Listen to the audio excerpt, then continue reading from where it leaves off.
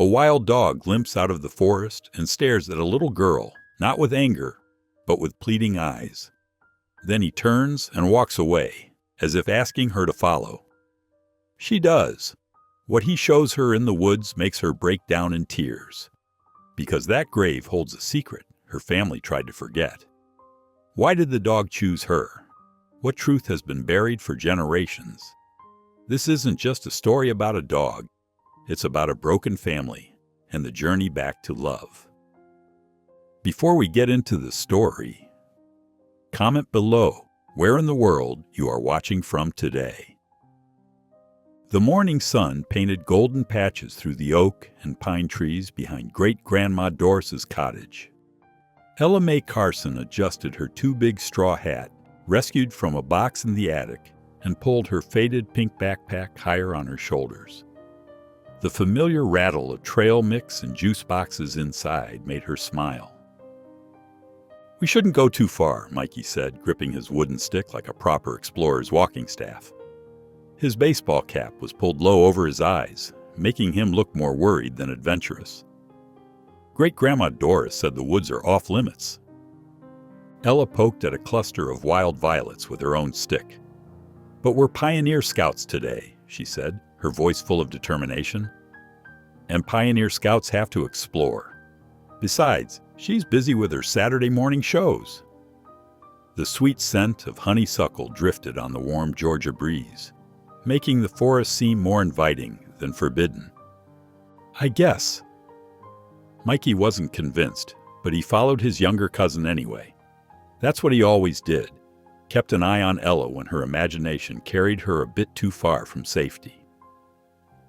They ventured past the edge of Great-Grandma's well-tended yard, where neat flower beds gave way to wild undergrowth. Ella led the way, holding her stick out front like a compass. "Look there," she whispered, pointing to a patch of mushrooms. "Fairy houses." Mikey rolled his eyes but couldn't help smiling. "Those are just regular mushrooms, Ella." "That's what they want you to think," she replied with complete seriousness, making Mikey laugh despite his nervousness. They picked their way through the woods, stepping over fallen branches and ducking under low-hanging pine boughs. The morning grew warmer, and their shirts stuck to their backs, with perspiration. When they reached a small creek, the sound of running water was too tempting to resist. "We should take a break," Mikey suggested, already reaching for the backpack. Ella handed it over, and they sat on a smooth boulder by the water's edge. The creek wasn't deep, just a gentle flow of clear water over smooth stones, making music as it traveled. They shared a juice box each and handful of trail mix, watching tiny minnows dart in the shallows. "This is nice," Ella said, dangling her feet near the water, "like a real expedition." "Yeah," Mikey agreed, relaxing a little, "but we should head back soon." "Just a little further," Ella pleaded, already standing up and brushing crumbs from her shorts. "There might be more to discover." They crossed the creek, stepping carefully on exposed rocks, their shoes getting only a little wet. The forest felt different on this side, older somehow, with more shadows between the trees. Thick moss covered fallen logs, and the air held a hint of mystery. As they climbed over a particularly mossy log, Mikey suddenly stopped moving. His hand shot out, grabbing Ella's arm so tight it almost hurt. "Ella," he whispered, his voice shaking, "look." There, beneath a massive sycamore tree with bark that peeled away in patches like old wallpaper, stood a dog. But not just any dog. This one was huge, wild-looking, with matted fur and visible ribs pressing against its skin. One of its back legs was held slightly off the ground, and its eyes were fixed directly on Ella. Ella's breath caught in her throat. She should have been scared. The dog was bigger than any she'd ever seen, and it clearly wasn't anyone's pet. But something in those eyes held her still. They weren't threatening or angry. They were full of something else, something that made her heart ache though she didn't know why. The dog's head lowered slightly, and a sound escaped its throat. Not a growl, but a whimper so sad it made Ella's eyes water.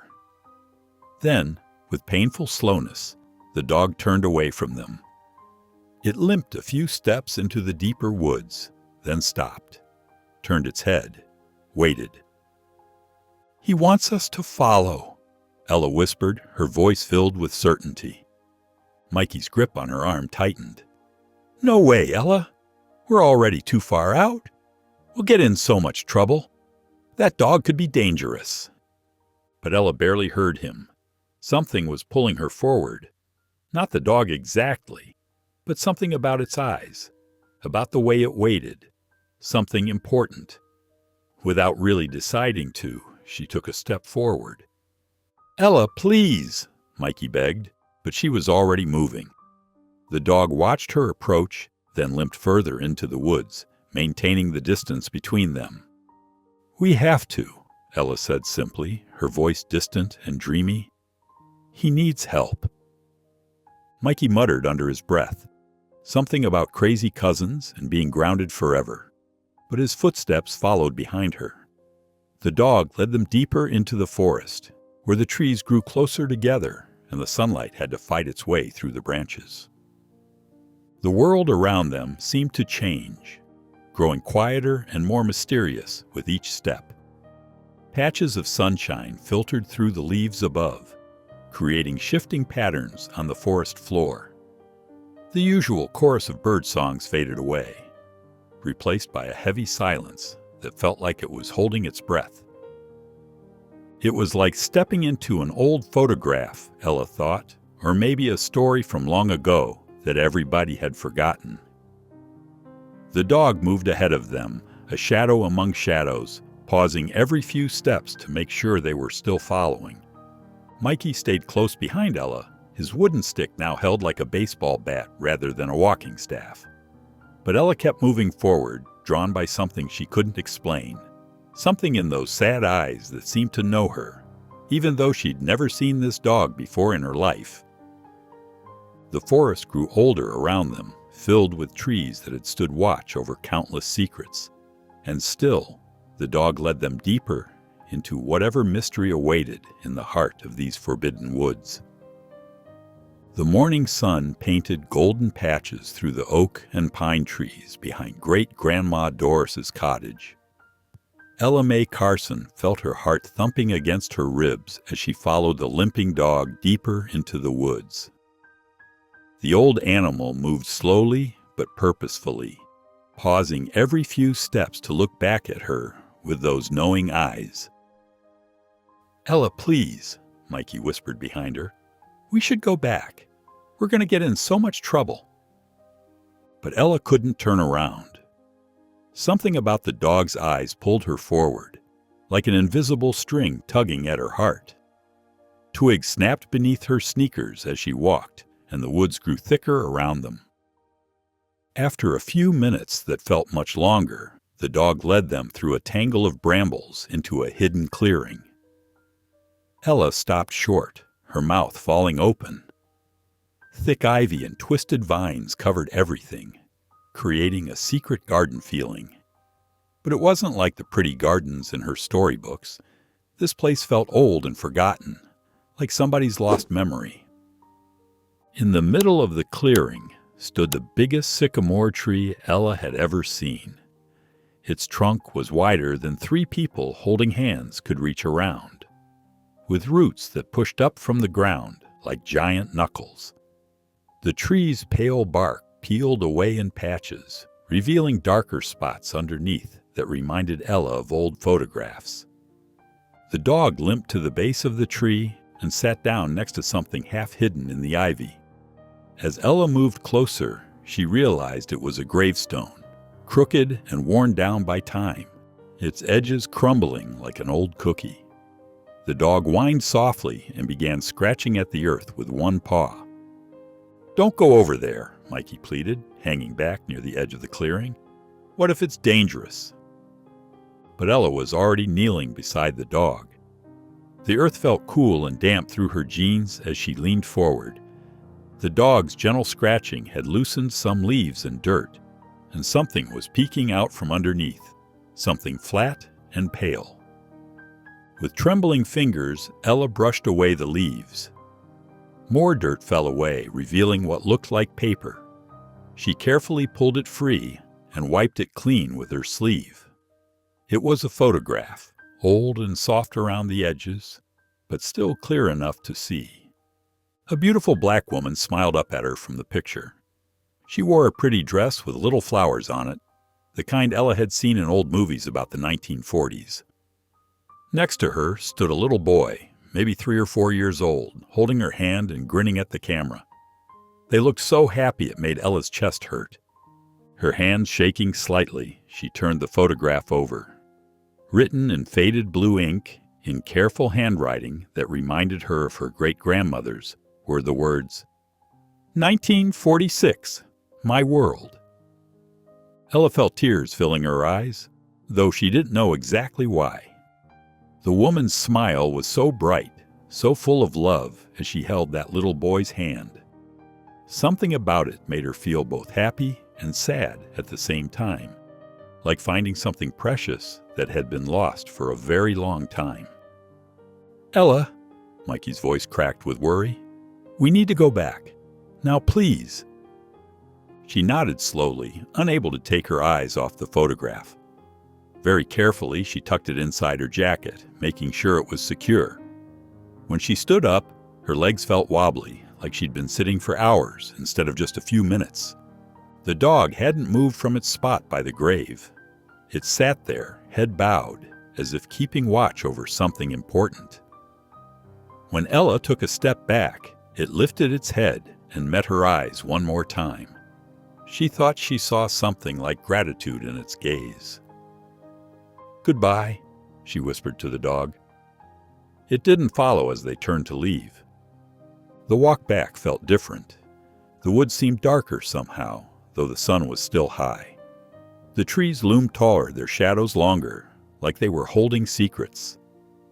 Neither Ella nor Mikey spoke a word. The only sounds were their footsteps on the forest floor and the occasional call of a bird high above. Ella's hand stayed pressed against her jacket, feeling the photograph underneath. Questions tumbled through her mind like leaves in the wind. Who was the woman? Who was the little boy? Why was the picture buried there in the woods behind her great-grandmother's house? The late afternoon sun was sliding toward the treetops when the familiar shape of the cottage finally came into view. Ella could see smoke rising from the chimney. Great-Grandma Doris must have started cooking dinner. The sight of home should have made her feel better, but instead, her stomach twisted into knots. The photograph seemed to burn against her chest, like it carried a story that needed to be told. But Ella didn't know what that story was yet. All she knew was that something important had happened in those woods, something that made her heart feel too big for her chest. The evening sun cast long shadows through the dining room windows of Great-Grandma Doris's cottage. The old grandfather clock in the corner marked each passing second with its steady tick-tock, a familiar sound that usually brought comfort, but now seemed to echo the nervous beating of Ella's heart.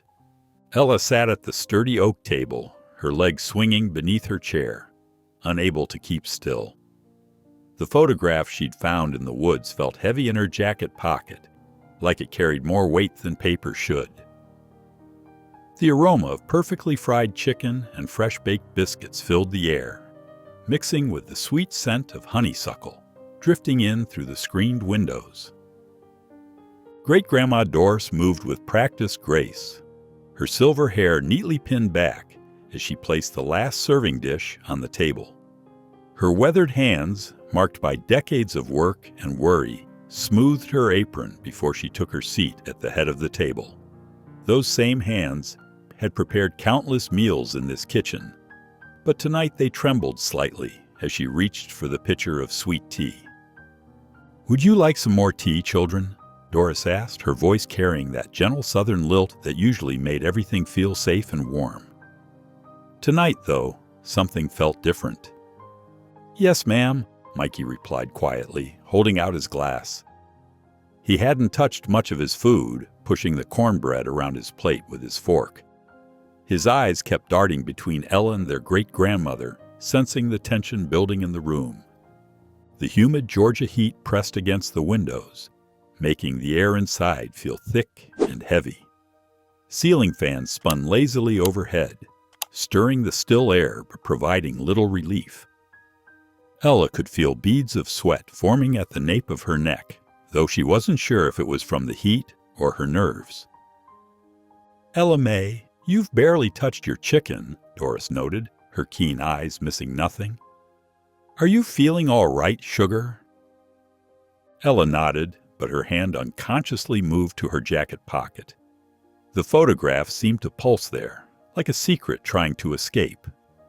She looked at her great-grandmother's face, the familiar creases around her eyes, the proud set of her shoulders, the way she always kept her emotions tucked away neat and tidy, like the linens in her cedar chest. The grandfather clock chimed 6:15, making Ella jump slightly. Mikey shot her a warning look across the table, but she couldn't hold it in anymore. With trembling fingers, she reached into her jacket and pulled out the photograph. "Great-grandma," she said, her voice barely above a whisper, "I found something today." Before Doris could respond, Ella carefully placed the old photograph on the table, sliding it across the white tablecloth until it rested near her great-grandmother's plate. The room seemed to hold its breath. Doris's fork slipped from her fingers, clattering against her plate with a sharp ping that made everyone flinch. Her eyes fixed on the image, the black woman in the 1940s dress, the little boy holding her hand, their faces full of joy that somehow made the faded colors seem brighter. The ceiling fans continued their lazy circles. A moth bumped against the window screen. Someone's glass sweated a ring onto the tablecloth. Time seemed to stretch like pulled taffy as Doris stared at the photograph, her face draining of color until she looked almost ghostly in the evening light.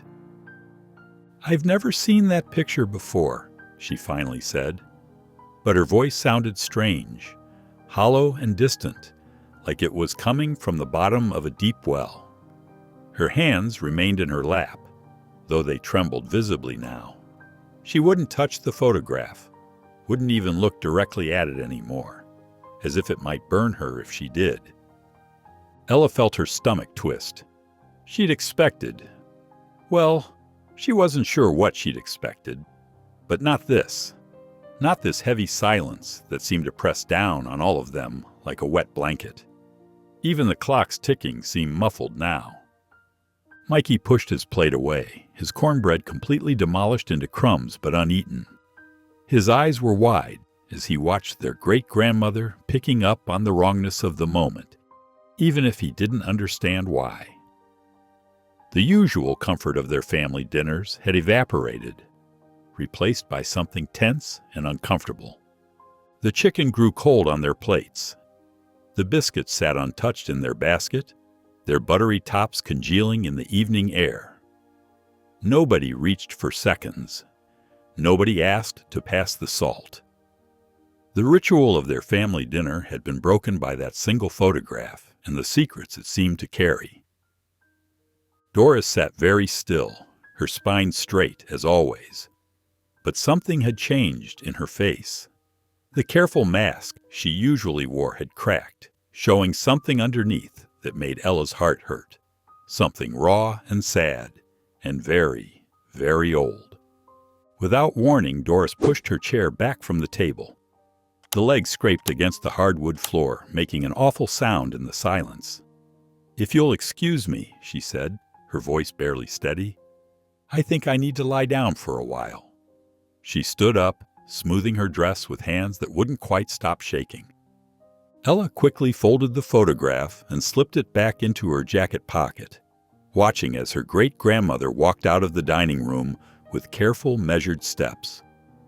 Her shoulders were still proud, her head still held high, but something in the way she moved made her seem suddenly much older than her 84 years. Mikey looked across the table at Ella, his face full of concern and confusion. The grandfather clock chimed softly in the background, marking another quarter hour in this strange, suspended evening.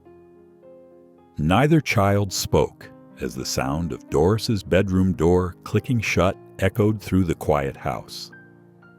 The moonlight filtered through the lace curtains of Ella's bedroom, casting delicate patterns across her quilt. She turned over for what felt like the 100th time, her mind refusing to settle into sleep. The events of the day kept playing over and over in her head, like one of those old movies Great-Grandma Doris sometimes watched on Sunday afternoons. Every time Ella closed her eyes, she saw the strange dog in the woods, its sad eyes seeming to look right through her. She remembered how it had led them to that lonely grave, how it had scratched at the earth until she found the photograph. The image of the woman and little boy was burned into her memory now, just like Great-Grandma's face when she'd shown it at dinner. The house creaked and settled around her, its old wooden bones making familiar nighttime sounds. Usually these noises were comforting, like the house was singing her to sleep. But tonight, they seemed different somehow. Sadder, maybe. More secrets hiding in the shadows. Ella pulled her blanket up to her chin and stared at the ceiling. From down the hall, she could hear Mikey's soft snoring in the guest room. Her cousin could sleep through anything, but Ella's mind wouldn't stop buzzing with questions. Why had Great-Grandma Doris looked so strange when she saw the picture? Why did she say she'd never seen it before, when her hands had trembled so much? Then she heard it, a sound that didn't belong to the usual nighttime chorus of the old house. Something muffled and soft coming from down the hall. Ella sat up in bed, her heart beating a little faster. She listened harder, holding her breath. There it was again, a sound like someone trying not to make a sound. Carefully, Ella slipped out from under her covers. The wooden floor was cool beneath her bare feet as she tiptoed to her bedroom door. She opened it slowly, wincing at the tiny squeak of the hinges. The hallway stretched out before her, dark except for a thin strip of moonlight coming through the window at the far end. The sound was clearer now. It was coming from Great-Grandma's room. Ella's feet seemed to move on their own, carrying her down the hallway. The old floorboards barely whispered beneath her careful steps. As she got closer to Great-Grandma's door, the sound became clearer. Someone crying, but trying to cry quietly. Her heart squeezed in her chest as she stood outside the door. She'd never heard Great-Grandma Doris cry before. Great-Grandma was always so proper, so put together. Even when she was upset, she just got very quiet and excused herself to her room. But these sounds, they were different. They were coming from somewhere deep and hurting. Like when Ella had fallen off her bike last summer and couldn't catch her breath through the pain. Ella pressed closer to the door, her ear almost touching the wood. Great-Grandma's voice came through, soft and broken. "My baby. Oh, Lord, my baby." The words made Ella's whole body go still. She barely dared to breathe. "I never stopped looking for you." Great-Grandma's voice trembled with so much sadness it made Ella's own eyes fill with tears. "I never stopped." Ella cubrió su boca con ambas manos para no hacer un sonido.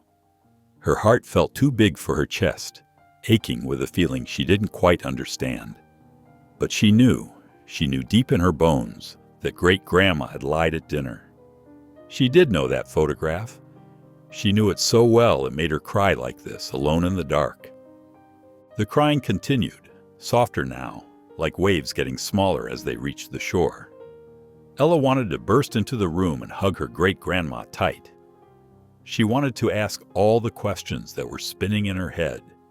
But something told her this wasn't the right time. This was a private kind of crying, the kind that needed to happen in the dark, when everyone else was supposed to be asleep. As quietly as she had come, Ella backed away from the door. Her feet found their way back to her room without making a sound. She climbed into bed, her pillow now damp with her own tears. Reaching beneath her pillow, she touched the edge of the photograph she'd hidden there. In the dark, she could almost feel the shapes of the woman and little boy through the paper. Who were they? Why did they make Great-Grandma so sad? Ella pulled her knees up to her chest and hugged them tight. The house continued its nighttime creaking, but now it sounded different to her, like it was holding all these secrets, all this sadness in its walls. She stared into the darkness, knowing sleep would be a long time coming. The grandfather clock downstairs chimed once, marking another hour gone. Morning felt impossibly far away, like it might never come at all. But Ella knew it would, and when it did, everything would be different. Because now she knew. Great-Grandma Doris was carrying around a hurt so big it could only come out in the middle of the night, when she thought no one could hear.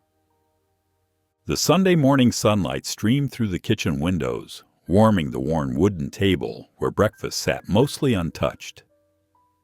The scratch of spoons against cereal bowls and the gentle clink of Doris's teacup against its saucer were the only sounds breaking the heavy silence. Ella pushed her scrambled eggs around her plate, her stomach too knotted with questions to eat. Mikey sat across from her, stealing worried glances between bites of toast. He could feel the tension in the air, thick as the honey dripping from his spoon. Great-Grandma Doris kept her eyes fixed on the Sunday paper, though Ella noticed she hadn't turned a page in over 10 minutes. Finally, Ella couldn't hold it in anymore. She reached into her pocket and pulled out the photograph, now slightly creased at the corners. With trembling fingers, she placed it on the table between them. "Great-Grandma," she said softly, her voice barely above a whisper, "please tell me about this picture." Doris's hands tightened around her teacup, but she didn't look up. "I told you yesterday, child. I've never seen that photograph before." "But—" Ella's voice grew stronger, even as her heart hammered in her chest. "But the lady in it looks just like the picture of your mama on the mantel. And—" she swallowed hard. "And I heard you last night." The kitchen went completely still. Even the old clock seemed to hold its breath. Doris slowly set down her teacup, the china making a sharp sound against the saucer. "What did you say?" Her voice had gone flat and cold. Mikey kicked Ella under the table, a silent warning, but she couldn't stop now. The words tumbled out like water over rocks. "I heard you crying. You were talking about your baby, about looking for someone." The change in Doris was instant and frightening. Her back went rigid, and her fingers gripped the edge of the table so hard her knuckles turned white. When she finally looked up at Ella, her eyes were sharp as broken glass. "You don't know what you're talking about, child." The words came out in a hiss. "And you'd best stop digging where you don't belong." Ella flinched as if she'd been slapped. She'd never heard that tone in her great-grandmother's voice before. It was like ice and fire all at once. Tears pricked at her eyes. "But enough!" Doris's hand came down hard on the table, making the dishes rattle. "This conversation is over." Mikey dropped his spoon with a clatter, his face pale. He looked between Ella and Doris like he was watching a tennis match gone terribly wrong. Ella pushed back from the table so quickly her chair scraped against the floor. Her throat felt tight, and hot tears spilled down her cheeks. Without another word, she grabbed the photograph and ran from the kitchen, letting the screen door slam behind her as she burst onto the wide front porch. The morning air was already warm and heavy with humidity. Ella's bare feet slapped against the wooden boards as she paced, trying to catch her breath between sobs. The wind rustled through the tall pine trees, carrying the sweet scent of honeysuckle from the garden. She couldn't understand why Great-Grandma Doris was so angry. Why wouldn't she just tell the truth? The photograph was real. Ella had found it herself, and those words in the night hadn't been her imagination. Wiping her eyes with the back of her hand, Ella walked to the porch railing and leaned against it, looking out over the overgrown garden. The old fence needed painting, and morning glory vines twisted through the weathered slats. That's when she saw it. There, just beyond the garden fence, where the woods began to thicken, stood the dog. It was the same one from yesterday. She'd know those eyes anywhere. They seemed to glow with an almost human intelligence as they fixed on her face. Ella's breath caught in her throat. The dog's rough coat was silvered in the morning light, and though it still favored one leg, it stood tall and watchful. For a long moment, they just stared at each other across the yard. Then, just like before, the dog turned and limped into the trees. But this time, it paused after a few steps, looking back over its shoulder at her, waiting. Ella's heart pounded against her ribs. Through the kitchen window, she could see Mikey watching her, his face pressed against the glass. She knew she should go back inside. She knew she'd be in even more trouble if she went into the woods again. But something pulled at her, the same feeling she'd had yesterday, like a thread tugging at her heart. The dog knew something. It was trying to tell her something important. Taking a deep breath, Ella slipped her feet into the old tennis shoes she'd left by the porch steps. Her hands shook slightly as she tied the laces. The dog waited patiently at the edge of the woods, its tail swaying slightly. Ella glanced once more at the kitchen window, where Mikey's worried face had disappeared. Then, gathering all her courage, she walked across the dewy grass, through the garden gate, and followed the dog into the shadowy trees. This time, she was alone. The morning sun filtered through the pine branches as Ella stepped into the forest, her sneakers crunching on dried needles. Her heart still ached from Great-Grandma Doris's sharp words, but something stronger pulled her forward. The dog waited patiently ahead, its gray-flecked muzzle pointed deeper into the woods. As they walked, the familiar sounds of home, screen doors squeaking, distant cars on the country road, wind chimes tinkling on the porch, faded away like an old radio losing signal. The forest grew thicker, older somehow. Shadows stretched longer between the trees, even though the sun rode high overhead. The dog moved with purpose despite its limp, stopping every few yards to look back at her with those knowing eyes. Its tail hung low but steady, like it was carrying something heavy but important. Ella followed, ducking under low branches and stepping over fallen logs covered in bright green moss. "Where are we going?" she whispered, more to herself than the dog. The animal's ears twitched at her voice, but it kept moving forward, leading her deeper into what felt like another world entirely. The path twisted through undergrowth that seemed untouched for decades. Thick vines wrapped around tree trunks like sleeping snakes. The air grew heavier, filled with the musty smell of old leaves in forgotten places. Then suddenly, the trees opened up to reveal something that made Ella stop in her tracks. An old train platform rose before her, its wooden planks warped and split from years of rain and sun. Two benches sat facing where tracks must have once run, though only rusty rails remained, half buried in dirt and weeds. The dog padded onto the platform and sat beside one of the benches, its eyes distant and sad. Ella climbed up carefully, testing each step. The wood creaked beneath her feet. She could almost imagine what it had looked like new. People waiting with suitcases, children playing tag between the benches, conductors calling out arrival times. But now it was just a ghost of itself, frozen in time like a faded photograph. The dog waited until she'd taken it all in, then stood and continued on. Their next stop was a small building with boarded-up windows and peeling white paint. A broken flagpole leaned against its front wall, the rope still dangling like an old cobweb. Above the door, Ella could just make out the words "Post Office" in faded black letters. Again, the dog sat and waited, as if paying respects to something only it could see. Ella noticed how its ears drooped slightly, how its tail curled closer to its body. There was something so human in its sadness that it made her throat tight. They moved on, the forest path growing narrower and more overgrown. Brambles caught at Ella's jacket, and she had to watch her step more carefully. The dog led her to a small clearing where a tin roof shack stood listing to one side, like a tired old man. The door was missing entirely, leaving a dark mouth that gaped at the forest.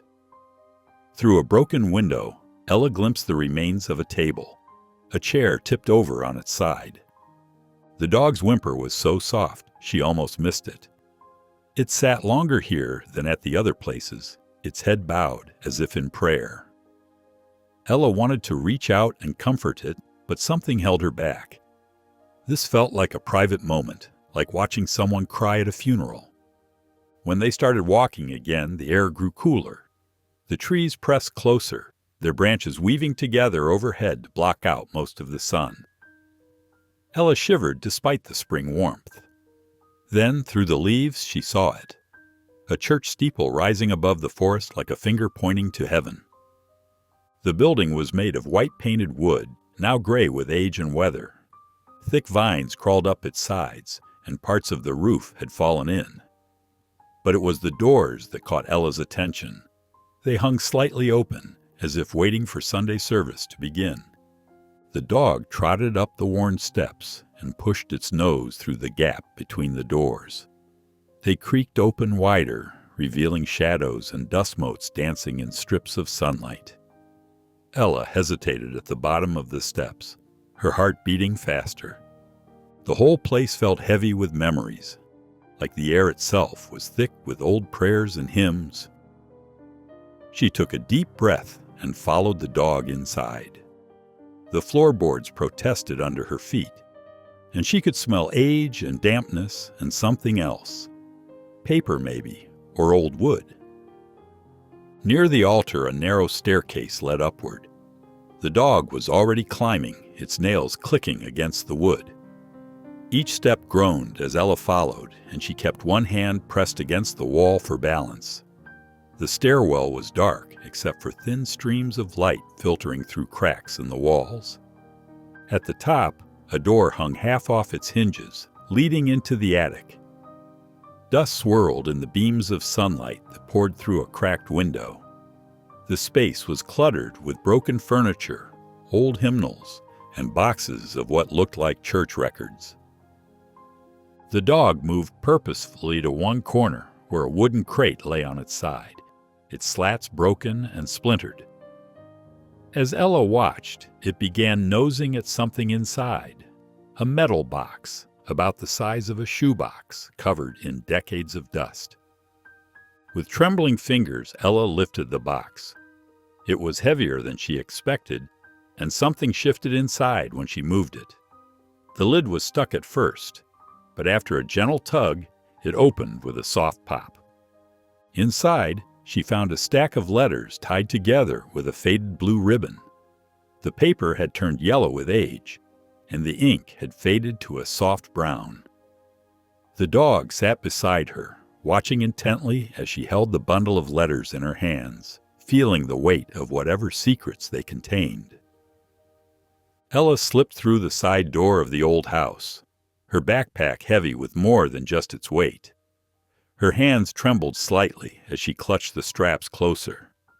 The metal box inside seemed to pulse with secrets, like a living thing waiting to be discovered. "Where have you been?"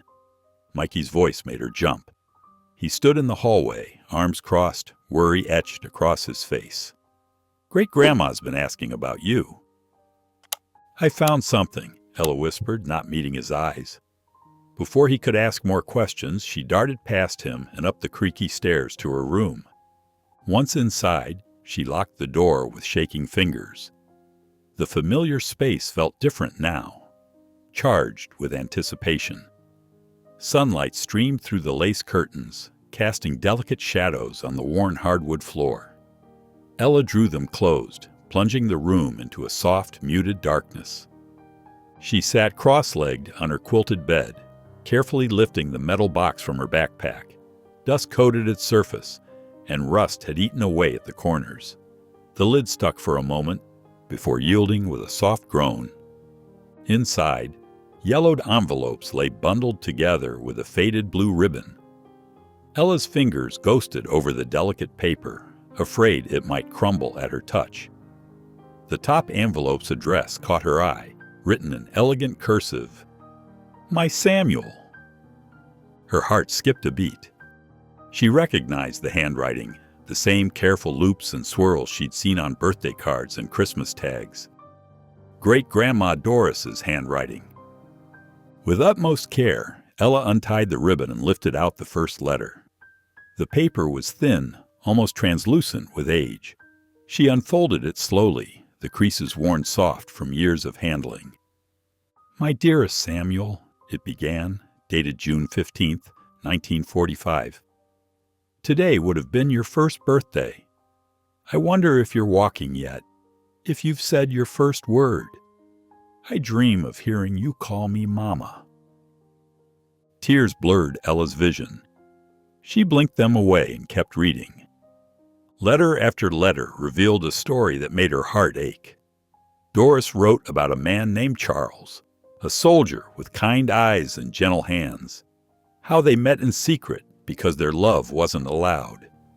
How they dreamed of running away together after the war.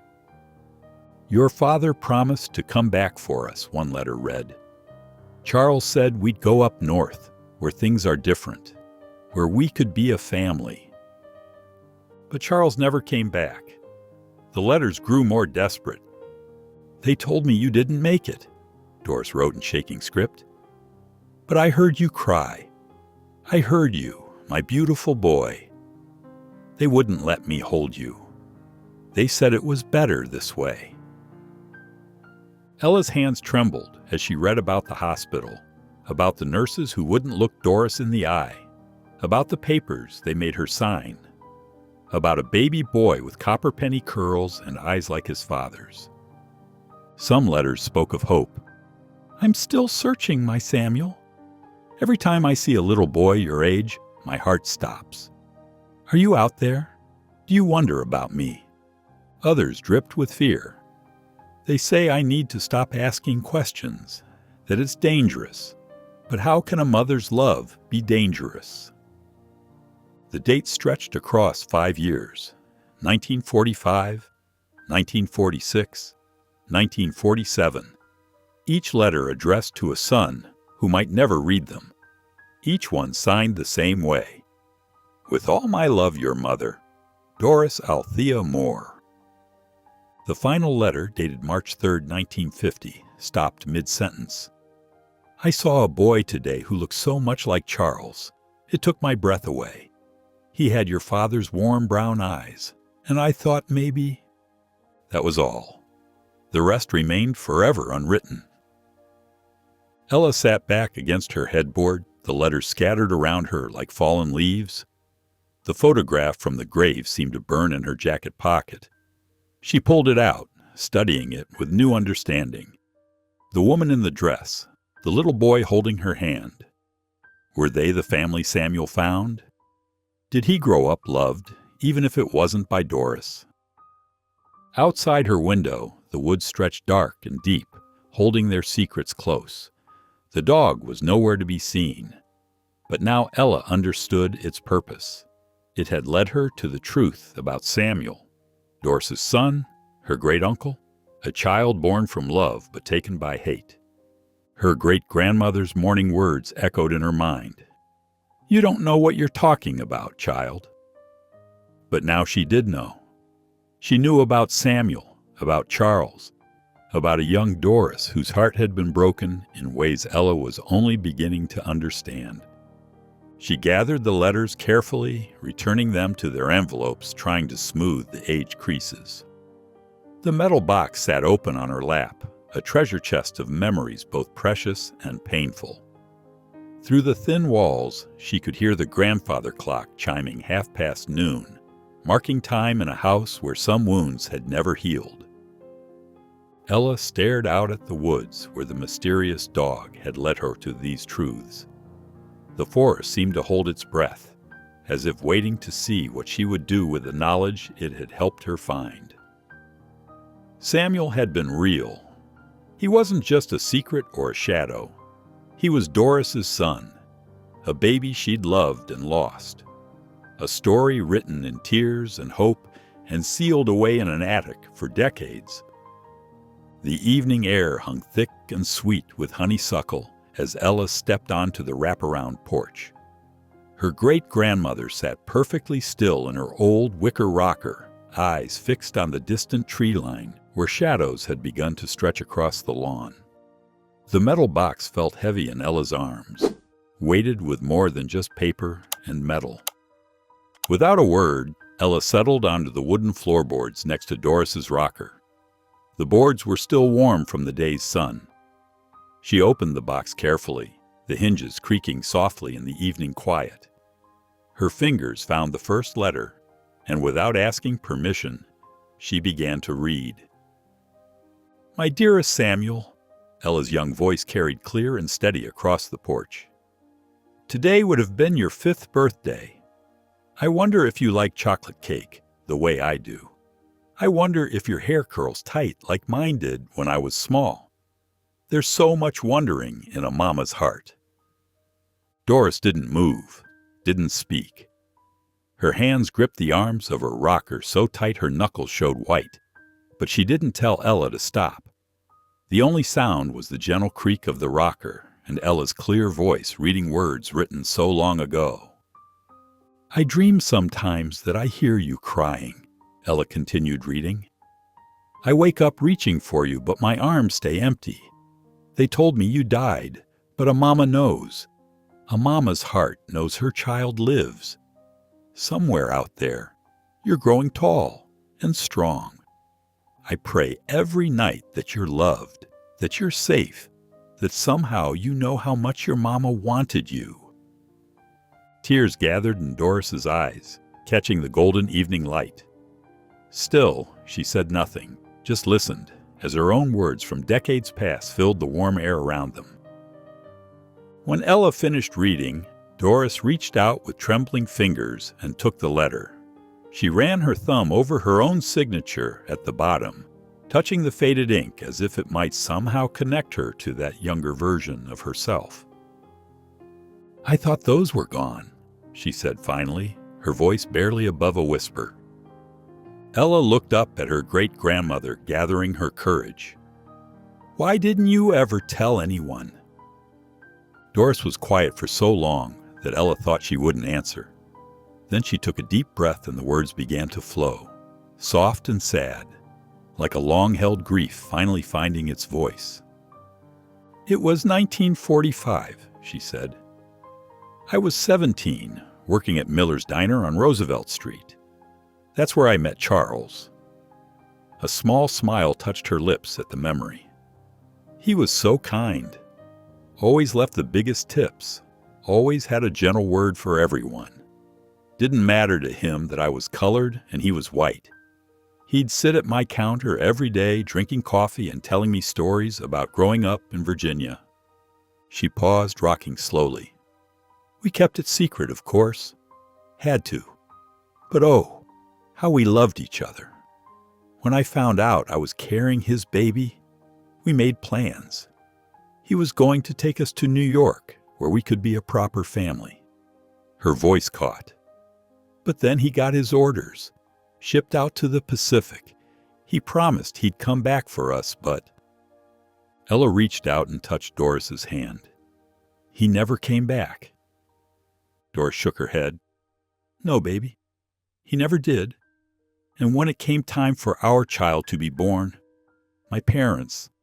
She stopped, collecting herself. They told me he died. Said he never even drew breath.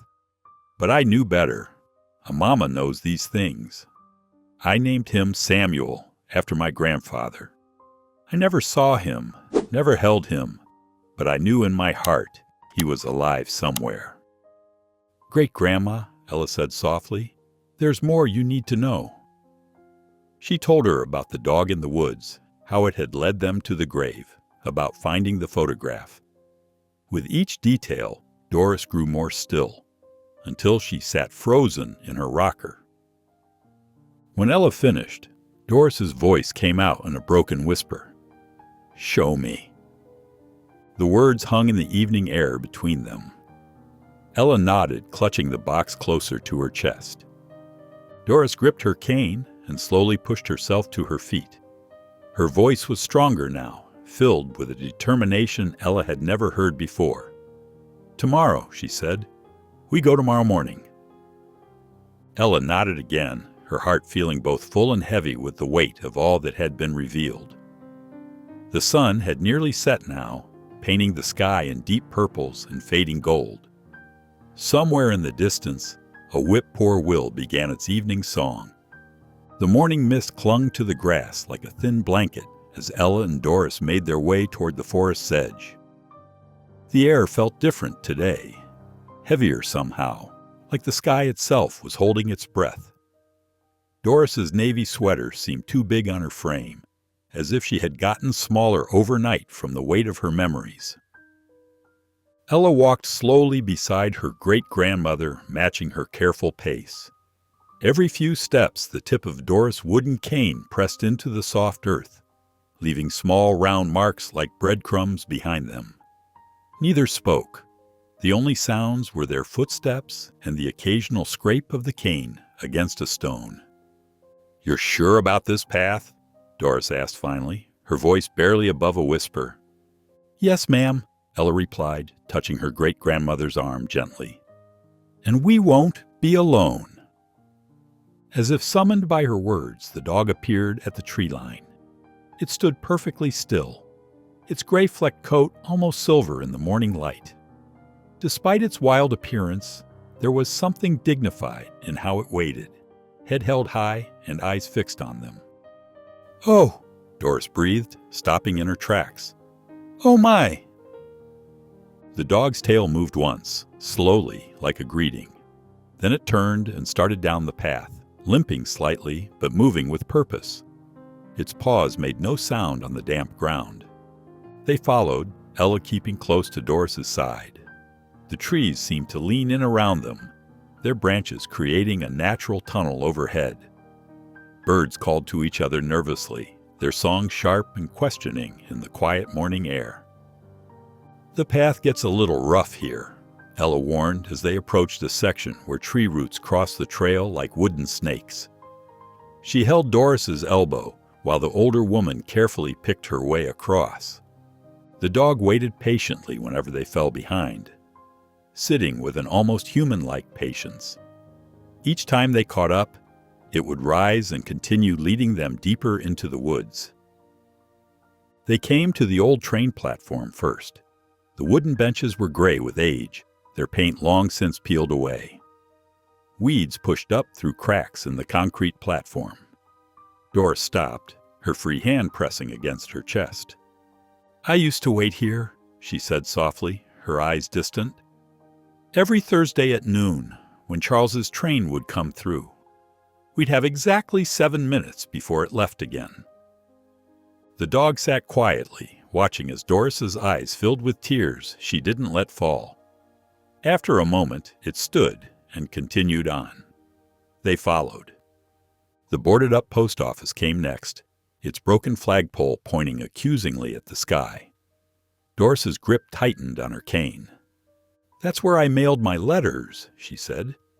To New York. They always came back marked Return to Sender. I never knew if he even got one of them. They passed the tin roof shack, its empty window frames like hollow eyes.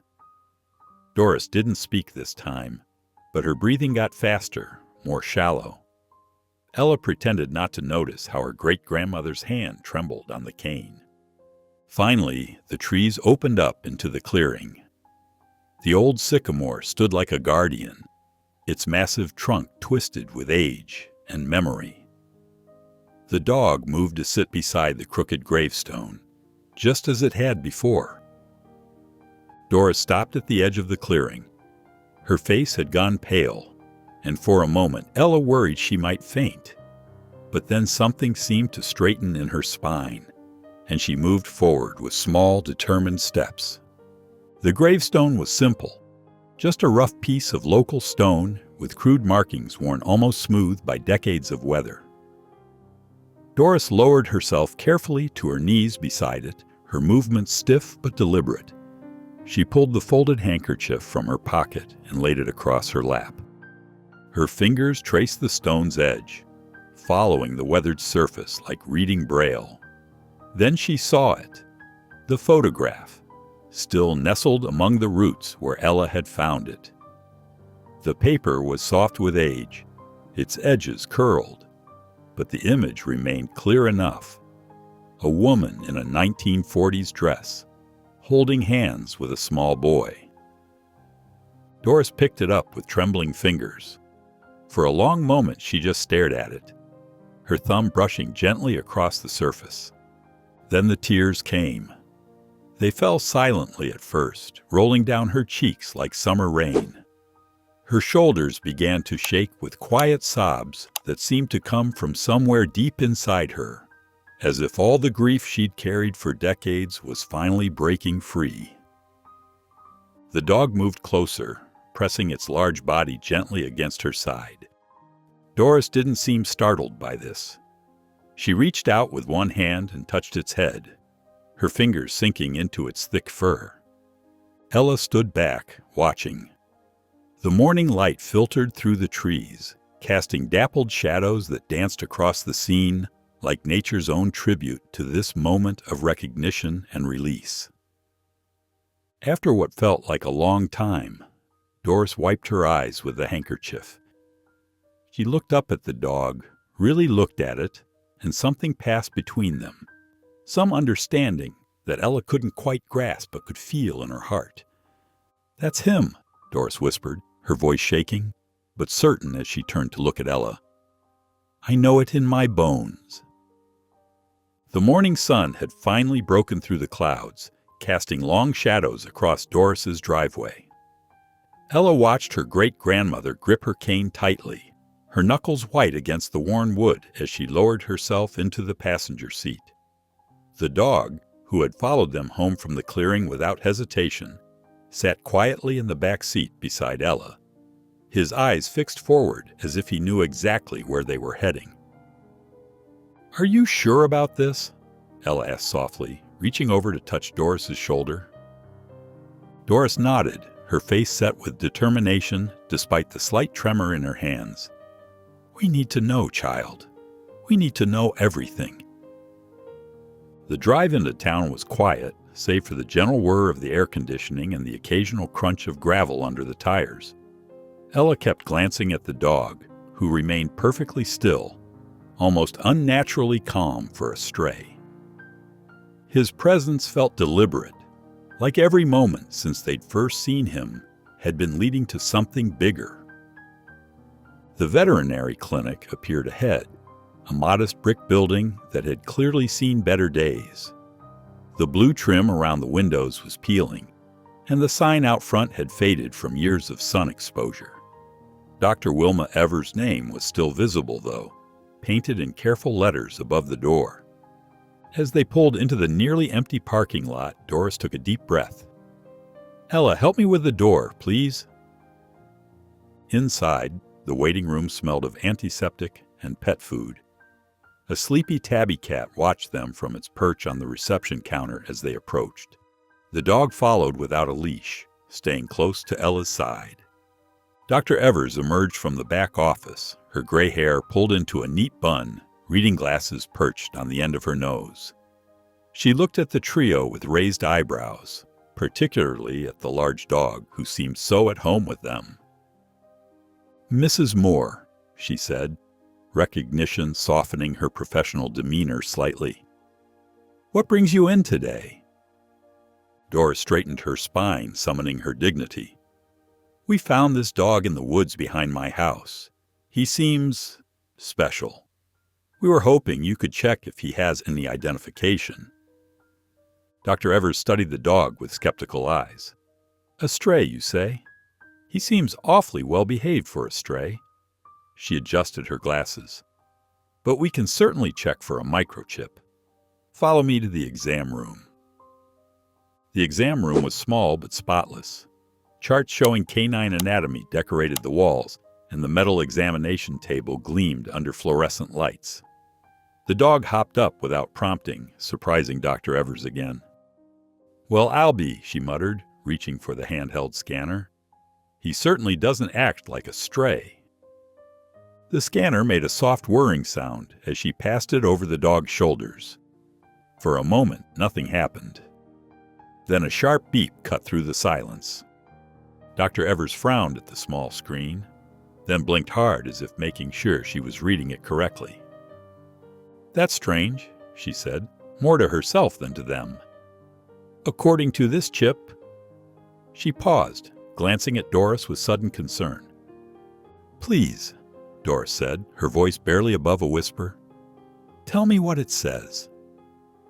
The dog was registered to a Samuel Brooks. Dr. Evers read slowly. "Status is listed as deceased as of April 12th last year. The registered address is 113 Belton Street." The color drained from Doris's face. Her hands gripped the edge of the exam table, and Ella quickly moved to support her elbow. The dog, Samuel's dog, whined softly and pressed his nose against her arm. "That's—" Doris's voice cracked. "That's less than 2 miles from my house." Her eyes filled with tears. "He was right here. He was looking for me." Dr. Evers looked between them, clearly sensing she had stumbled into something far more significant than a simple lost dog case. With professional grace, she took a step back toward the door. "I'll give you folks a moment," she said quietly, slipping out of the room. Doris's legs seemed to give out, and she sank onto the small stool in the corner. "All these years," she whispered, her voice thick with grief. "All these years, and he was right here. My baby was right here." The dog moved to sit at her feet, resting his head on her knee. Ella watched as her great-grandmother's trembling hand came to rest on his head, her fingers gently stroking his fur. "He must have known," Ella said softly.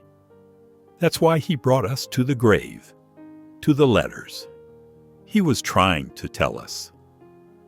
Doris nodded, unable to speak. Tears rolled down her cheeks, falling onto her navy sweater in dark spots. They left the clinic a few minutes later, after Dr. Evers had quietly provided them with a printed copy of the chip information. In the parking lot, Doris had to lean against the car, her legs still unsteady. "He was so close," she whispered, staring at nothing. "So close, and I never knew." Ella took her great-grandmother's hand, holding it tightly as they got back into the car. The dog settled into the back seat once more, his mission seemingly not yet complete. As they pulled out of the parking lot, heading back home, not a word was spoken. The weight of what they'd learned filled the car with heavy silence, broken only by the soft sound of Doris's occasional shaky breath. The Tuesday morning sun crept through the lace curtains of Doris's bedroom, casting delicate shadows across the hardwood floor. The house felt different now, heavier, like the walls themselves were holding their breath. No smell of coffee wafted from the kitchen, no sound of eggs sizzling in the pan. The usual morning routine had vanished like morning mist. Ella stood in the hallway, her small hand resting against the wooden doorframe of her great-grandmother's room. Through the crack in the door, she could see Doris sitting in her old wingback chair by the window. The photo of Samuel and the metal box of letters lay in her lap, her weathered fingers tracing the edges with careful reverence. "Great-grandma?" Ella susurró, Pero Doris no giró. Her eyes remained fixed on the items in her lap, lost in memories that stretched across decades. The day crept by slowly. Ella would peek in every few hours, bringing glasses of water that went untouched, or small plates of food that grew cold. Doris would sometimes nod in acknowledgement, but mostly she just sat, reading and rereading those old letters, her lips moving silently over words she'd written so long ago. Wednesday arrived with the same heavy silence.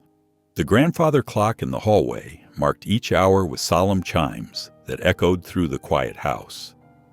Mikey wandered the halls like a ghost, shooting worried glances at Doris's door.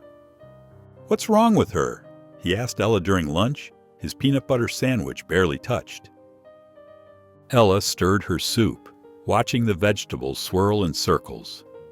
"It's not my story to tell," she said softly, feeling the weight of the secret in her chest. Angel, as they now called the dog, maintained his quiet vigil. Sometimes he'd lie in front of Doris's door, his gray head resting on his paws.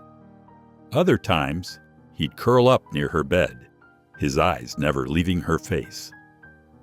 Doris didn't reach out to pet him, but she didn't send him away either. They shared the same grief, separated by species, but united in loss. Thursday morning brought no change. The knitting basket beside Doris's chair gathered dust, her half-finished sweater forgotten. The radio on her bedside table remained silent, though she usually loved listening to old gospel songs. The letters consumed her world, each page a window into a past she'd buried so deep it hurt to bring it into the light. Ella brought her lunch, a sandwich cut into small squares, the way Doris usually liked it. "You need to eat something," she said, placing the plate on the side table. Doris finally looked up, her eyes red-rimmed but dry. She managed a small smile that didn't reach her eyes. "You're a good girl, Ella May," she said, her voice rough from disuse. Then she returned to her letters, leaving the sandwich untouched. The afternoon stretched into evening. The setting sun painted the room in shades of orange and purple, creating long shadows that seemed to reach toward Doris like grasping fingers. Angel lifted his head from his spot by the bed, his ears perking up as Doris shifted in her chair. "Ella!" Her voice was barely above a whisper, but it carried through the quiet house. "Come here, child." Ella had been sitting in the hallway, reading a book, but not really seeing the words. She slipped into the room, settling cross-legged on the floor beside Doris's chair. The old woman's eyes were clear now, though red from crying. "He died before I could see him," Doris said, her words falling into the room like heavy stones. "Before I could hold his hand and say I never stopped loving him." Her voice cracked on the last word, the pain fresh and raw. "What am I supposed to do with that?" Ella reached up and took her great-grandmother's hand. She didn't have any answers, no words of wisdom to offer. She just held on, letting her presence speak what words couldn't. Angel moved closer, resting his head against Doris's knee. Outside, the wind stirred through the pine trees, their branches swaying like dancers in slow motion. Inside, the silence deepened, but it was different now. No longer the empty silence of isolation, but the full silence of shared grief, of understanding without words. Doris squeezed Ella's hand gently, her touch warm despite everything. She didn't speak again, just released a long, heavy sigh that seemed to carry the weight of all her memories. The sound filled the room, mixing with the whisper of wind through the trees and the steady breathing of the dog at her feet. The pre-dawn air hung thick with mist, wrapping Ella's bedroom in a pearly gray light. She woke suddenly, her heart beating quick and strange, like a bird trapped in her chest. Something pulled at her, not a sound exactly, but a feeling deep in her bones that wouldn't let her rest. Rubbing sleep from her eyes, Ella padded to her window. The woods beyond the garden were still dark, the trees barely visible through the morning fog. But there, just where the forest began, she saw him. Angel sat perfectly still beneath the old sycamore tree, his form a darker shadow against the misty backdrop.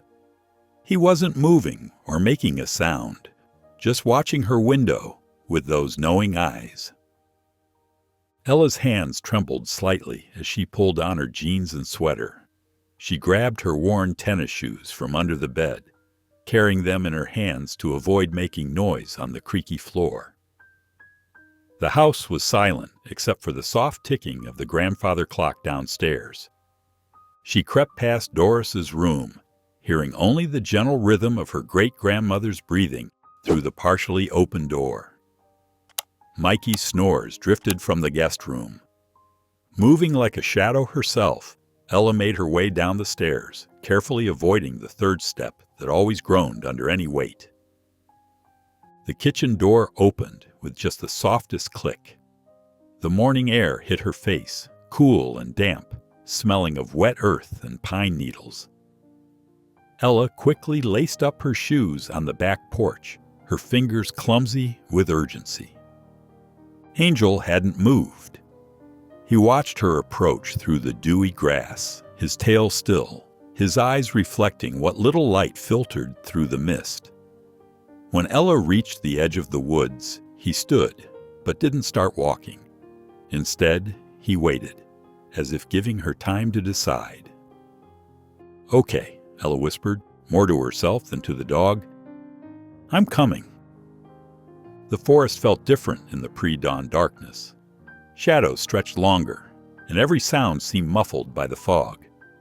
Ella's shoes grew wet from the grass as she followed Angel along the now familiar path. Unlike before, he didn't lead the way. He walked beside her, matching her pace, occasionally glancing up as if to make sure she was ready for whatever they might find. They passed the old train platform, its wooden boards glistening with moisture. The abandoned post office loomed like a ghost in the mist. But Angel didn't pause at these places today. His purpose seemed different, more urgent. When they reached the clearing with the grave, Angel moved to the side of the weathered headstone. Instead of sitting in his usual spot, he began pawing gently at the earth near the sycamore's massive roots, not where they had found the photograph, but a different place, closer to the trunk. Ella se arrodilló a su lado, sus rodillas empapándose de la mañana a través de sus jeans. The soil here was soft, dark, with moisture and years of fallen leaves. She dug carefully with her hands, following Angel's lead. Her fingers struck something solid, not stone or root, but wood, smooth, worked wood.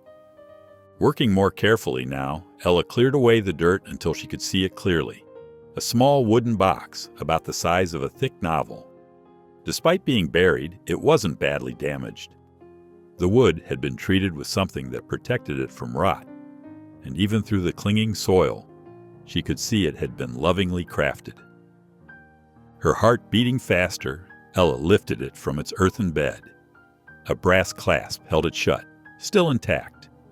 And there, carved into the lid with careful precision, were two letters, S.B. Samuel Brooks. Ella sat back on her heels, the box heavy in her hands.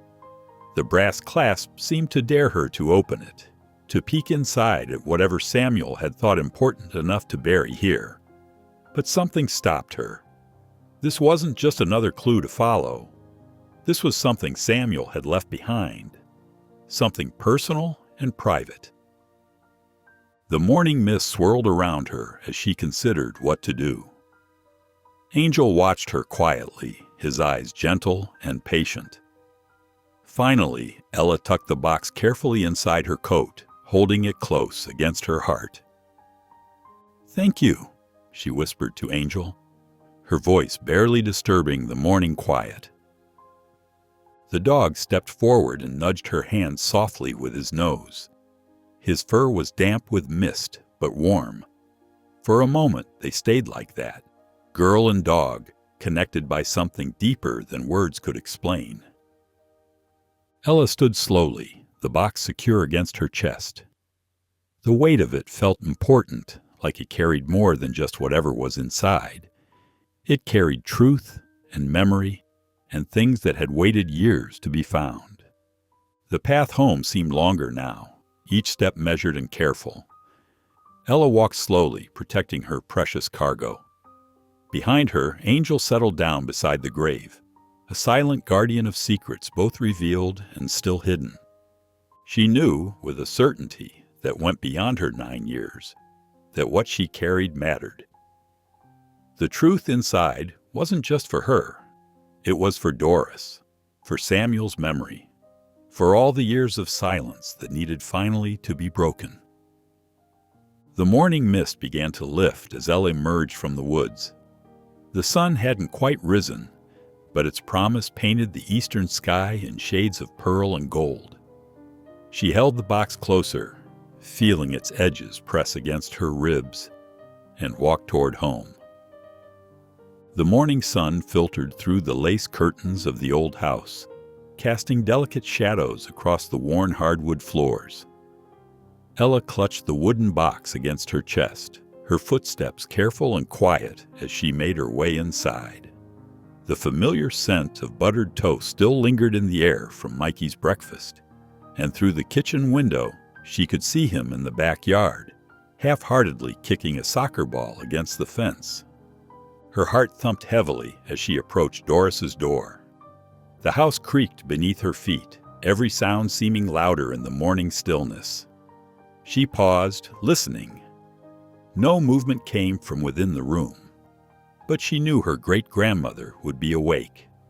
Doris always rose with the sun, even on her hardest days.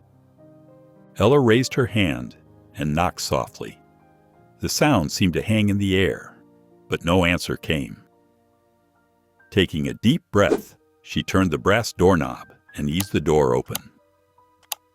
Doris sat in her favorite chair by the window, morning light washing over her thin frame. Her silver hair was neatly combed, but her shoulders carried the weight of sleepless nights.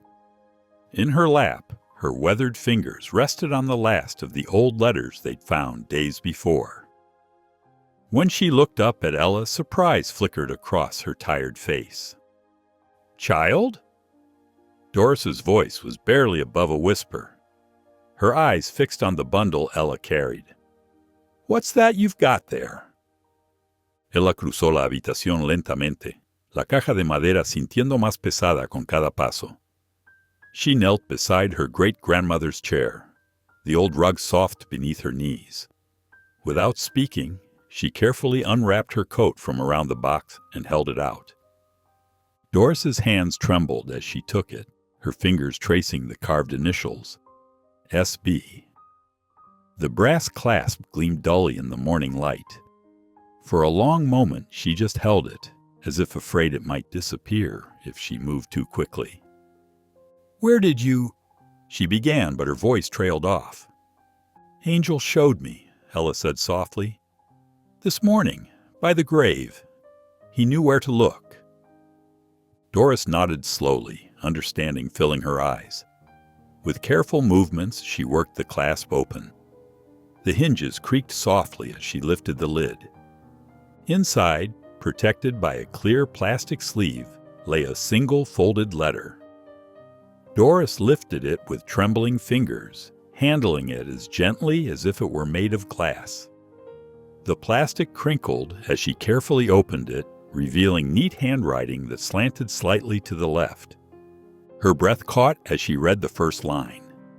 "To the mother I never got to know, but always believed in." Ella watched as tears began to well in Doris's eyes. Her great-grandmother's voice shook as she read aloud. "I don't know if this letter will ever find you, but I have to believe it will. All my life, I've carried pieces of you with me, fragments so small they might have been dreams. The warmth of your skin, the sound of you singing, the smell of lavender that I know somehow was yours. Doris's hand pressed against her mouth. "Oh, Lord," she whispered. "I used to wear lavender water every day." She continued reading, her voice growing more unsteady with each word. It took years to find my real name, to piece together the truth from old records and whispered stories. Town by town I searched, following whatever traces I could find. Sometimes I felt crazy, chasing shadows, but something in my heart wouldn't let me stop looking. Tears fell freely now, dotting the plastic sleeve that protected Samuel's words. I named my dog Angel because I believed God wouldn't let me die alone. Even when the doctors said there wasn't much time left, I kept searching. Because I knew, I always knew, you didn't give me up by choice. I never doubted your love. Not once. Doris's hands shook so badly now that Ella had to steady them with her own. Together, they held the letter as Doris read the final words. "If I don't make it, I believe she'll find this, because love always finds a way." The letter fell from Doris's grasp as she collapsed forward, decades of buried grief breaking free at last. Ella caught her great-grandmother in her arms as deep, racking sobs shook her thin frame.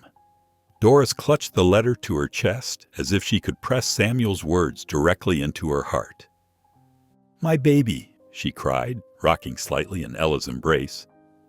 "My precious, precious baby." Ella held her great-grandmother tightly, her own tears falling silently. Through the window, she could see Angel lying in the yard, his head resting peacefully on his paws. He seemed to be watching the house with those knowing eyes, as if his long task was finally complete.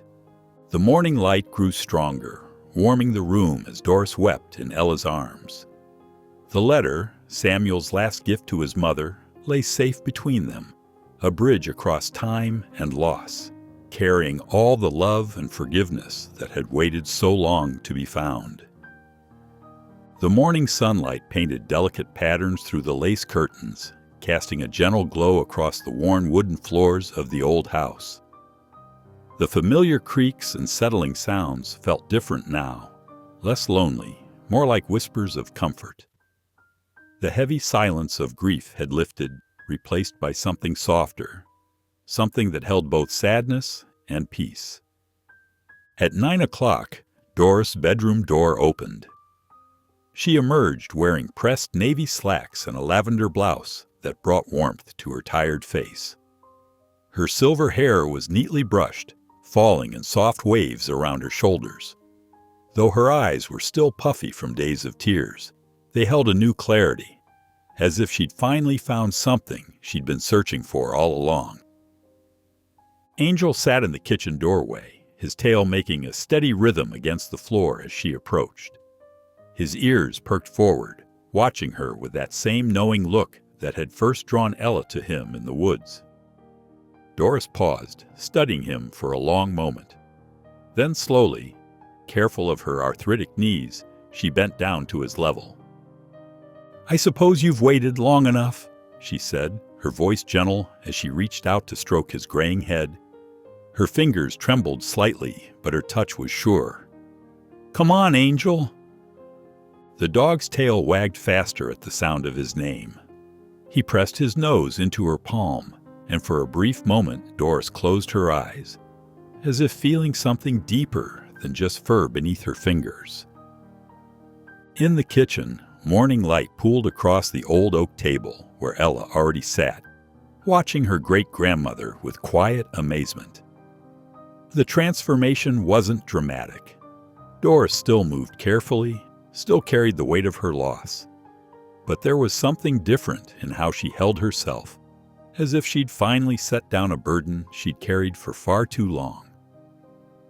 Doris made breakfast with practiced ease, eggs whisked with a fork, bread in the toaster, coffee brewing in the old percolator that had sat on her counter for decades. The familiar domestic sounds filled the kitchen, the soft sizzle of butter, the gentle clink of plates, the quiet patting of Angel's paws as he settled between their chairs. As they ate, something shifted in the air between them. Doris's fork paused halfway to her mouth, and she looked down at her plate with a small smile. "You know," she said softly, "Charles used to come into the diner where I worked every Tuesday and Thursday, right before his shift at the lumber yard." Her voice carried a warmth Ella had never heard before. "He'd order the same thing every time, 2 eggs over easy and rye toast. But I knew he didn't come for the food." Ella leaned forward, breakfast forgotten. This was a side of her great-grandmother she'd never seen, not just the proper reserved matriarch, but a young woman who had once been deeply in love. "He had the kindest smile," Doris continued, lost in memory. "When he looked at me, it was like the rest of the world just faded away. He'd hold my hand under the counter sometimes when no one was looking, like it was something precious, something sacred." She touched her fingers to her lips, remembering. "We knew it was dangerous being together back then. But love doesn't always listen to reason." Angel rested his head on Doris's knee, and she absently stroked his ears. Ella watched her great-grandmother's face, seeing past the wrinkles to the young girl who had risked everything for love, who had lost so much, and who had carried that loss silently for so many years. After breakfast, they moved to the porch. The morning air was sweet with honeysuckle, and birds called from the pine trees. Doris settled into her rocking chair, Samuel's letter in one hand, the old photograph in the other. Angel stretched out at her feet, his eyes never leaving her face. Ella perched on the porch steps, drawing her knees up to her chest. The woods beyond the gardens seemed different now, not a place of secrets anymore, but a keeper of stories waiting to be heard. Doris looked out at those trees for a long moment. When she spoke, her voice was steady. "I think it's time we took a walk." She carefully placed the letter and photograph side by side on her dresser, arranging them just so, as if completing a puzzle she'd been working on for decades. Then she turned to Ella and smiled, a small smile, but real and warm, like sunshine breaking through clouds. "Let's go for that walk," she said, taking Ella's hand in hers. The morning hung perfectly still around them, waiting for their next step forward. Angel stood, tail wagging gently, ready to lead the way once more. The afternoon sun hung warm and gentle in the Georgia sky, casting long shadows through the pine trees. At 4 o'clock, Doris stepped onto her front porch, wearing a light cardigan against the cooling air. She held her cane loosely in one hand, more for comfort than necessity now. Ella waited beside her, patient and watchful, while Angel sat alert at the bottom of the porch steps. "Ready?" Ella asked softly. Doris nodded, her silver hair catching the sunlight. "Yes, dear. I believe I am." They set out along the familiar trail, their footsteps crunching quietly on pine needles. Angel walked steadily beside Doris, matching her careful pace. The dog's limp seemed less pronounced today, as if the weight of his mission had somehow lifted. The forest felt different now. What had once been mysterious and forbidding now felt like an old friend keeping ancient secrets. Branches swayed gently overhead, creating patterns of light and shadow that danced across their path. "It's peaceful here," Doris said, breaking their comfortable silence. Her voice carried none of the strain it had held days before.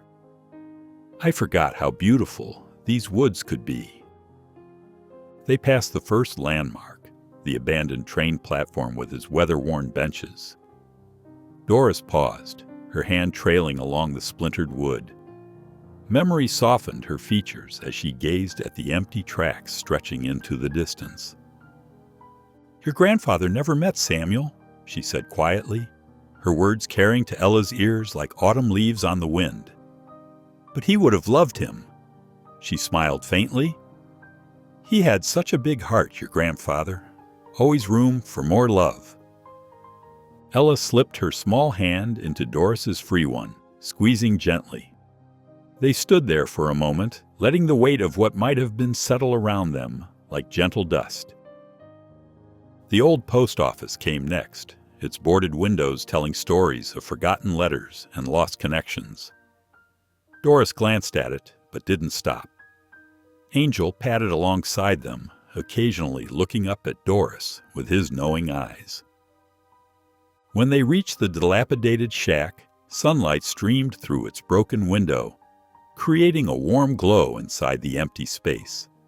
Doris paused again, shorter this time. "I used to pass this place," she murmured, "never knowing my boy might have walked these same paths, looking for me." The trail wound on, leading them deeper into the afternoon light. The air grew thick with the scent of pine and wild jasmine. Birds called softly overhead, their songs mixing with the rustle of leaves in the breeze. Finally, they reached the clearing. The ancient sycamore stood tall and proud, its branches spread wide like welcoming arms. Golden light filtered through its leaves, creating a cathedral-like atmosphere in the small space. Doris moved forward slowly, purpose in every step. Without help, she lowered herself to her knees beside the grave. From her cardigan pocket, she withdrew a smooth river stone, flat and gray, worn perfect by time and water. She'd chosen it that morning from her garden. With gentle hands, she placed the stone atop the grave. Her fingers lingered on its cool surface as she bowed her head. "May you rest in peace," she whispered, her voice clear in the hushed clearing, "and may love keep you now." Angel settled beside the grave, his chin resting on his paws. His eyes remained fixed on Doris, watching with that same deep understanding that had guided them all here. Ella stood close, ready to help when needed. But Doris rose on her own, steady and sure. Their hands found each other naturally, fingers intertwining in the dappled light. They stood together in the peaceful quiet, letting the moments stretch like honey in the sun. The clearing held them all, the living and the memory of the dead, the pain of the past and the healing of the present. As they turned to leave, Doris looked back one final time. A smile graced her lips, even as tears caught the light on her cheeks. "He waited," she whispered, "and we came." Ella nodded, understanding in her young heart the depth of those simple words. Angel rose from his spot by the grave and fell into step beside them. Together, they began their walk home, step by quiet step, leaving the clearing behind but carrying its peace with them. 1 week later, the late afternoon sun streamed through the living room windows, casting warm rectangles of light across the hardwood floors. The house hummed with a gentle energy that had been missing before.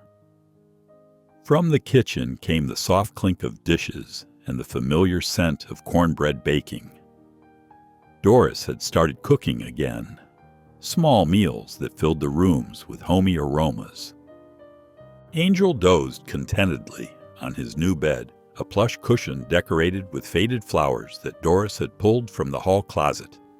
His large frame rose and fell with each peaceful breath, his injured leg now healing nicely. The cushion sat beside the brick fireplace, positioned so he could keep watch over the room. Above him, on the polished wooden mantel, stood 2 frames. The first held the weathered photograph, the black woman in her 1940s dress, her small son's hand clasped in hers, their faces bright with joy despite the faded quality of the image. Beside it, Samuel's letter rested in an elegant shadow box, its careful handwriting preserved behind glass. Each evening at dusk, Doris lit a white candle between them, its flame casting dancing shadows across their faces. The record player in the corner softly played an old Ella Fitzgerald album, the music weaving through the rooms like a gentle breeze. Doris had begun playing her records again, filling the afternoons with melody. Ella sat curled in the corner of the overstuffed sofa, her sketchbook propped against her knees. Her pencil moved across the paper in quick, sure strokes as she drew the scene before her. Angel sleeping, the frames on the mantel, the way the light fell across it all. She paused occasionally, studying her work with a thoughtful expression. Through the screen door, Mikey's laughter drifted in from the porch. He had taken to playing fetch with Angel in the evenings, tossing a worn tennis ball across the yard, while the dog bounded after it with surprising energy. The sound of their game, the thump of the ball, Mikey's encouraging calls, Angel's happy pants, created a soundtrack of simple joy. Doris sat in her favorite armchair, a well-worn novel open in her lap. But her eyes had drifted from the pages to fix on the photograph above the fireplace. The ache was still there. It would always be there. But it had softened into something bearable, even precious. The crushing weight of secrecy and loss had lifted, replaced by a delicate balance of grief and grace. She touched the locket at her throat, a small silver oval that now held a carefully trimmed portion of the photograph inside. Her fingers traced its smooth surface, a gesture that had become as natural as breathing. The evening progressed quietly. They ate dinner together, chicken and dumplings, green beans, the cornbread still warm from the oven. Conversation flowed easily between them, punctuated by comfortable silences. Angel sat beside Doris's chair, accepting the occasional morsel with gentle manners. After the dishes were cleared, Ella wandered to the window, drawn by the spectacular sunset painting the sky. Bands of gold and coral stretched across the horizon, setting the pine trees ablaze with color. She noticed movement in the yard. Doris, walking slowly but purposefully toward the tree line. Her silver hair caught the dying light, creating a soft halo around her head. Something in Doris's solitary figure called to Ella. She slipped on her shoes and followed, maintaining a respectful distance. The evening air was cooling, heavy with the scent of pine and late spring flowers. Angel appeared silently beside her, padding along on quiet paws. Together, they traced Doris's path through the familiar woods. The landmarks they passed seemed different in the sunset light. The abandoned train platform cast long shadows. The old post office's broken windows reflected orange and pink. The tin roof shack seemed to glow from within. When they reached the clearing, Ella stopped at its edge. Ahead, the ancient sycamore spread its branches against the painted sky, its pale bark illuminated by the failing light. Doris stood beneath it, one hand resting lightly on its trunk. Her face was turned up to catch the evening breeze, her eyes closed in peaceful contemplation. Angel moved forward to sit beside her, his tail sweeping gentle arcs through the grass. The scene held a sacred quality. The towering tree, the setting sun, the elderly woman, and the faithful dog all existing together in perfect stillness. Ella watched for a moment longer, understanding that this was Doris's private communion with memory and acceptance. Then, as quietly as she had come, she stepped back into the deepening shadows of the forest. The sound of crickets beginning their evening song covered her retreat. Behind her, framed by the last rays of sunlight, Doris remained standing beneath the sycamore. Her face held the serene expression of someone who had finally found her way home. If you enjoyed the story of Ella, I handpicked this next story that you will enjoy. Please don't miss this one. Click here to watch it.